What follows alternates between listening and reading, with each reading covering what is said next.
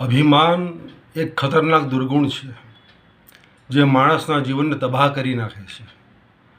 આજે આ જ ખતરનાક દુર્ગુણને સમજાવવાનો પ્રયાસ કરવા જઈ રહ્યો છું. મારા સ્વર્ગસ્થ પિતાએ આ વાત મને કહી હતી. શ્રી હોશંગજી નવરોજી કાવીના સાહેબ પાસેથી મને આ વાત પ્રાપ્ત થઈ અને એમણે મને કહ્યું, પપ્પાએ, કે જો બેટા, એક સંત મહાત્માએ આ દૃષ્ટાંત આપણને આપ્યું છે કે બકરાના માધ્યમ દ્વારા એમણે સમજાવ્યું છે કે અભિમાન ના કરશો. એ સંત મહાત્મા કહે છે કે ફખ્ર બકરે ને કિયા મેરે જૈસા કોઈ નહીં, મેં હી મેં જहाँ મેં દૂસરા કોઈ નહીં. એ બકરાએ અભિમાન કર્યું કે મારા જેવા સંસારમાં કોઈ છે જ નહીં. આપણે બધા જાણીએ છીએ કે બકરો હોય કે બકરી હોય, ઘેટું હોય કે ઘેટી હોય, એ કાયમ મેં જ કરતા હોય છે. એના પરથી સંત મહાત્મા સમજાવે છે કે ફખ્ર બકરે ને કિયા મેરે જૈસા કોઈ નહીં, મેં હી મેં જहाँ મેં દૂસરા કોઈ નહીં. બકરાએ અભિમાન કર્યું તો શું પરિણામ આવ્યું? બકરો કપાઈ ગયો. કસાઈએ બકરાને કાપી નાખ્યો, એનું માંસ વેચાઈ ગયું. શું થયું કે गोश्त हड्डी चमड़ा जो कुछ था जिस्म गार में, कुछ बिक गया, कुछ लुट गया, कुछ पीस गया बाजार में. गोश्त हड्डी चमड़ा जो कुछ था जिस्म गार में, कुछ बिक ગયા, कुछ લૂંટ ગયા, कुछ પીસ ગયા બાજાર મેં. એટલે કે બકરાનું ગોશ્ત વેચાઈ ગયું, એના હાડકાં કૂતરા બિલાડા ચીલ કાગળ ઉડાવી ગયા અને એનું ચામડું પીસાઈ ગયું, ચોથાઈ ગયું, ખલાસ થઈ ગયું. બકરાની વાર્તા પૂરી થઈ ગઈ. હવે શું થયું? આગળ લખે છે કે રહ ગઈ આતે ફકત મેં સુનાને કે લીએ. એટલે કે બકરો કપાઈ ગયો, બધું વેચાઈ ગયું, પરંતુ એના શરીરમાંથી ઘણી વખત લાંબી લાંબી નસો નીકળતી હોય છે. કસાઈ સાચવી રાખે છે. આજથી લગભગ 50-60 વર્ષ જૂના લોકો જાણતા હશે. એ જે લોકો મટન લેવા જતા હશે તેમણે જોયું હશે કે કસાઈ પાસે જાય એટલે ખૂંટી ઉપર લાંબી લાંબી નસો ટાંગી રાખતો હોય છે. એ બકરાના શરીરમાંથી લાંબી નસો નીકળે છે જે કોઈ કામમાં નથી આવતી. રહ ગઈ આતે ફકત મેં સુનાને કે લીએ. હજુ પણ તે નસમાંથી મેં અવાજ આવી રહ્યો હતો. આ એક કલ્પના છે, કવિની, લેખકની કલ્પના છે. હજુ પણ બકરાની હેકડી ઉતરતી નથી. રસ્સી જલ ગઈ પર બલ નહીં ગયા. તો શું થયું? रह गई आते फकत मैं सुनाने के लिए, तो ले गया नद्दाफ उसे धुनकी बनाने के लिए. नद्दाफ એટલે પિંજારો. આજથી 50-60 વર્ષ જૂના લોકો જાણતા હશે કે પહેલાંના જમાનામાં રૂ એટલે કે તકિયા ગાદલા, એનું રૂ જે આપણે નવું કરાવીને ફરી ભરાવીએ એને માટે પિંજારા ઘેર ઘેર ફરતા હતા.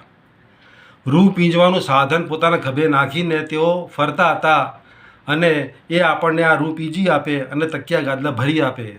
એ જમાનામાં મશીન નહોતા. તો એ પિંજારો આવ્યો અને લાંબી લાંબી નસો જે લટકતી હતી ને એ લઈ ગયો. કારણ કે રૂ પીંજવાના સાધનના કોઈ એક તાર સાથે એ નસનું સંયોજન થાય છે અને ત્યારબાદ રૂ પીંજવાનું કામ શરૂ થતું હોય છે. એટલે રહ ગઈ આતે ફકત મેં સુનાને કે લીએ, તો લે ગયા નદ્દાફ ઉસે ધૂનકી બનાને કે લીએ. અને હવે શું થાય છે જુઓ. આખો જ સાર છેલ્લી 2 પંક્તિઓમાં આવી જશે. હવે પિંજારાએ રૂ પીંજવાની શરૂઆત કરી અને લખે છે આગળ સંત મહાત્મા કહે છે કે ઝરબ કે સોટે સે જબ તાંત ધબરાને લગી. એટલે કે રૂ પીંજવાની શરૂઆત થઈ. પિંજરાએ ચામડાની સોટી હાથમાં પકડી અને એણે એ રૂ પીંજવાના સાધનના તાર ઉપર વીંઝવા માંડી. કયા તાર પર?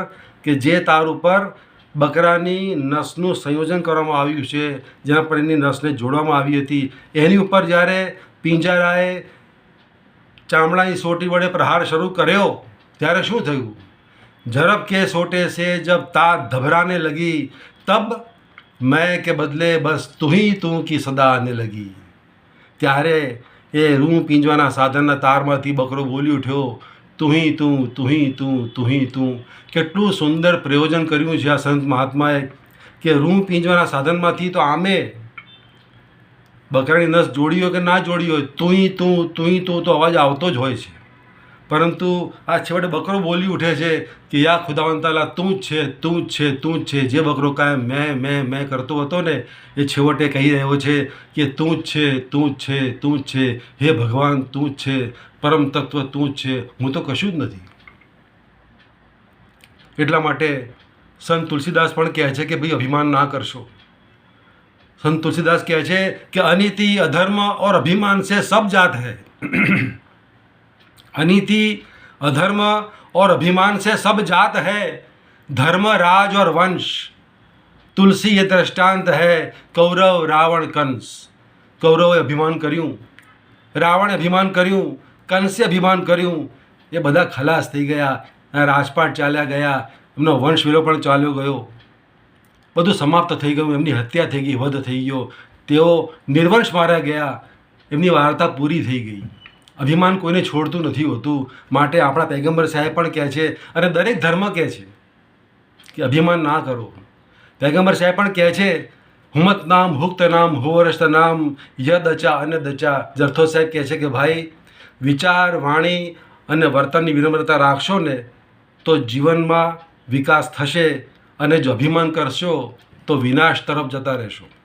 માટે અભિમાન કદી કરશો નહીં. એટલા માટે સંત મહાત્મા કહે છે કે તમે લોકો તમારી પ્રાર્થનામાં દુઆ કરતા રહેજો કે યા ખુદા હમકો એસી ખુદાઈ કભી ના દે, યા ખુદા હમકો એસી ખુદાઈ કભી ના દે કે અપને સિવા કુછ દિખાઈ ના દે.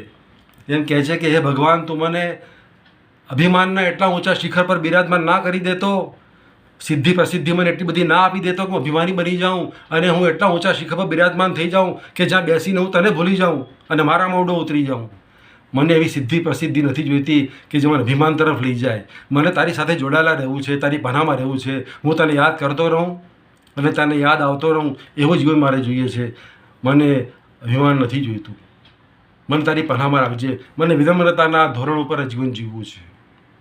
આ જ વાત તમને મારે કહેવી હતી. ધન્યવાદ. યઝદાન પનાહબાદ.